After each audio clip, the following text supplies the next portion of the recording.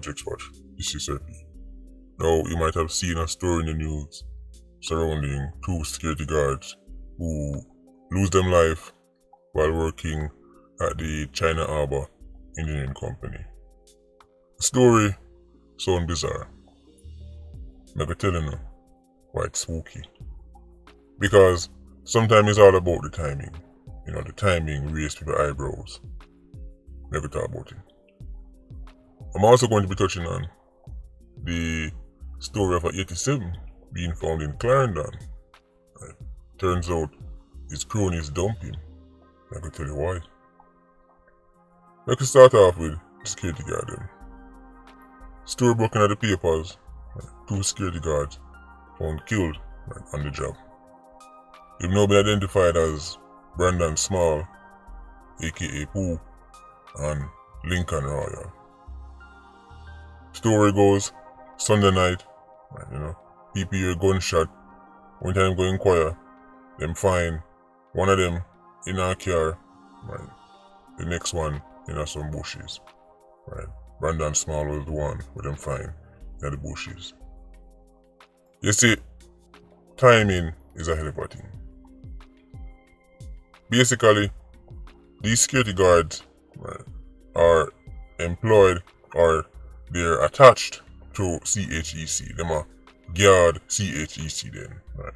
Just so we're clear what I'm going on. So I say the security company, but they're attached to CHEC. Sometimes you have your security guards work at a bank, some of them that want school, some of them that your office, right? They money and work for the China Harbour engineering company. Brandon was the golden boy for the security company. He was literally the face of the company. When time about the promotion, right, I him them use. Right. The picture you see on your screen, that's actual Brandon Small, right, aka Pooh. That's what people call him. So when time about the kind of recruitment, him up on the posters. Right. Now, the face of the company has been killed. When you keep hearing me talk about the timing. Well, you see, a couple days ago, Brandon started to make people around him aware that his co-workers, some of them, right, were trying to recruit him to be a part of a racket. Right, that would make them sell some of the companies thing them, in a bundle of dealings. As you can imagine, right, China Harbour engineering company would have a whole heap of things that, let's just say, would fetch some pretty sum on the bandoli market. Them have various equipments and fuel and all them type of things. So, bandoli racket had gone. Because of his status in the company, right, it would be easier for them get things done, right, and then cover it up if Brandon, right, was on board. But the main one, remember I tell you, he's the golden boy, he's the face of the company. They love him, right? Him have position, right? Him can make certain things happen. So they want to get Brandon on board, and he might make people around him know, say, right? They might try to recruit him, and him not depend on. So now, Sunday night, 3 of the guards are at work. Men just enter the property, so remember, right? This is CHEC. It's not like it's on the roadside or in a busy restaurant. Not like it's KFC on a Friday evening, right? This is a company premises, right? CHEC. Just get let in just like that. Who let them in? The third guard, quote unquote, escaped. The one who miraculously wasn't killed. The man them kill Brandon, kill Lincoln, and I would say the third one miraculously was not harmed. First they couldn't find him, then it was reported that he managed to turn up at the police station and he was being questioned. All I can say is, Squaddy, question him some more. Question him until your throat dry. So Brandon and Lincoln were not a part of the bandoli thing, and they were basically in the way of them co-workers. So now you see why I say timing. You can see why eyebrows would be raised. Now, of course, the expert lawyers will tell us, well, that's circumstantial and Alright, link me half pound at the unicorn back. All I'm saying is it look really spooky. Whole heap of questions, not much answers. But you know, so enough of them company there, they make the security guards check out certain things, right? So you have the supervisor who go over it and say, alright, this there, that not missing, that missing. Right? So you need somebody, right, who the company trust, who CHEC in this case trust, right, to work with you. You don't want somebody who have a flag the things that go missing. You don't want somebody with a thief and drummer either thieves and thief that and sell it, then them are going to immediately flag it and say, hold on, right, how come I see this and how come I see that? You want somebody to sign off on certain things. So Brandon wasn't playing ball. Right. He tell people say he wasn't playing ball. And then days after, dead on the job, really spooky. So there must be some kind of camera footage. Right, it's 2022. Right, all these companies have them camera set up. Now, oftentimes with these type of cases, companies care more about PR than anything else, right? Them just want things just, dead down quietly, and then, they don't really want to be seen at, because think about it, it sounds real bad, right? Co-worker, approach a co-worker. If you take part in a bandul scam, co-worker coincidentally get killed because they don't want to deal with the optics of something like this. These men were not guarding a bank. It's not like the 87s come in for rob $100 million from a bank and they were in the way and them shot them and kill them. They were on a night shift at an engineering company, right? With them guard. The quote-unquote robbery, gone bad motive, is smoke screen. The real robbery will take place once the co-workers them, right, who were upset with Brandon, said him nah, right, play ball, get his position, and things start get real spooky with the inventory. So I say, it's all about timing. This not look right. Hopefully, the police can get something out of this, but what happened when they call the witness, and the witness is apartheid? Everybody are going to say they don't see nothing, and they hear nothing. The cameras is probably going to play a big part in this. Right? Hopefully when you hear the camera never turn on, and this never work, because it sound like an inside job. Brandon was a very popular youth. Like I said, because of certain qualities, people love their own him, love work with him. The same qualities will make him shun the bandulu thing, shun the corruption thing, no other kind of thieving thing. It would be a real shame if the same quality end up make them come kill the youth. But that is often the case in Ironman. People go in an organization and they're the odd one out. So hopefully something come out of this and we hear say the ICF make a breakthrough in this. We can move on to some Manchester robberies. By the way, the story we cover, we're now hearing that a police constable is suspected to be apartheid in terms of the planning side. I'm so surprised. I am so surprised, and I'm sure you are, because never in the history of Ironman have we ever heard anything like this. Police constable working with criminals, no way. No way, Jose. Unicorn meat aside, this is a good thing.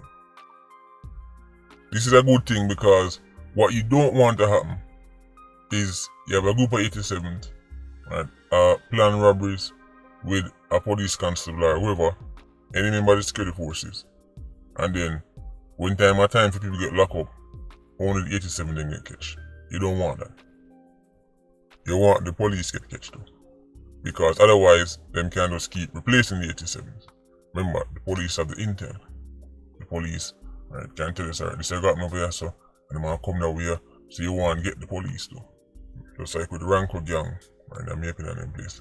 So when time I see stories of police officers getting caught, right, with criminals carrying out certain acts, and they say, boy, this don't look good. They tell all the time, in my opinion, right, it does look good. That show me say JCF is serious about catching them on. If we never did that here, say police get catching them things, that right there so wouldn't look good.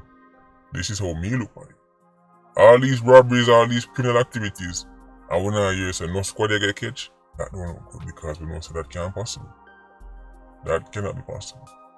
If you think all these criminal activities are going on and there's like no member of the security forces who's working with these criminals and link me off one of the unicorn back. But there's something else. You see, last week there was a robbery spree in Manchester. What I mean by robbery spree? Well, young of 87s went around and hit multiple targets. Yes. You see, Manchester is not under an SOE. Right? So 87s them see it as a big free-for-all. The man them rob a gas station, a bar, a lottery outlet, and even a restaurant. Restaurant, you know. So that's how much them see it, right, as a free-for-all. Manchester, as we know, used to be quiet, not anymore. The plague is spreading. The plague has spread. Right now, crime spread faster than Big C. And it look like say Portland alone of the vaccine. So as I say, 87th, gang of 87th up on robbery spree. And throughout all of these robberies, somehow calling the police didn't help. Can you imagine that 87 growing and carry out armed robberies and did not give people the chance to call the police? Can you imagine that? How unethical of these criminals. How immoral that they did not give their targets, their victims, the chance to call the police so they can get help. Because you know that's how it works in the fantasy land after woke. Right? You get attacked by criminals, you call the police in that instant, right? Then give the time to call the police and then wait. Right? That's how it works, right? Maybe in a unicorn land. In the process of carrying out these robberies, this gang of 87 got challenged by one licensed firearm holder. When a bag of man go around, armed to the teeth, one licensed firearm holder. Shootout go on. The licensed firearm holder end up get injured, but in the process, one of the 87 them get shot up. Him friend them realize they not gonna make it. By this point, they must scramble now because they might get challenged. 87s hate challenge. 87s don't want no shootout. 87s only want to shot them fair go away from them, not towards them.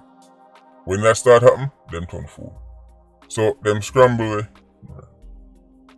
cross the border, gone over to Clarendon, realize that them bridging not gonna make it.